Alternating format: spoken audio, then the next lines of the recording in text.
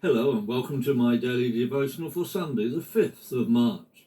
And we read from Galatians chapter 3 and verses 16 to 18. However, the promises were spoken to Abraham and to his descendants. It does not say to the seed, referring to many, but it refers to one of your seed, who is Christ. I tell you this, that the covenant, after God had established it for 430 years, is not abolished by the law, and so cancels the promise. For if the inheritance comes through the law, it is no longer by a promise, but God has given the promise through Abraham. Promises are often made, especially between a man and a woman on their wedding day. They promise that they will remain faithful to each other until they are separated by death. This is a solemn promise and should not be broken. Sadly, we know that it is a promise that some may not keep. Promises are made in all kinds of different situations.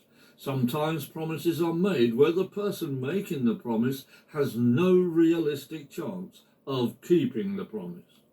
It is wise that we do not make promises that we cannot keep. God made a promise to Abraham and his descendants. And what was the promise? It was to bless Abraham by making him into a great nation. It was to bless him. It was a promise that Abraham would be a blessing. It was a promise that God would bless those who bless Abraham, but that he would curse those who cursed him. Once more, we can see that Abraham is the vehicle through which God's blessing is available to all nations that bless Abraham. The nations forfeit the blessings of God if they do not seek to bless the descendants of Abraham, in particular the nation of Israel. There is more to this, as we shall see as we look further into these verses.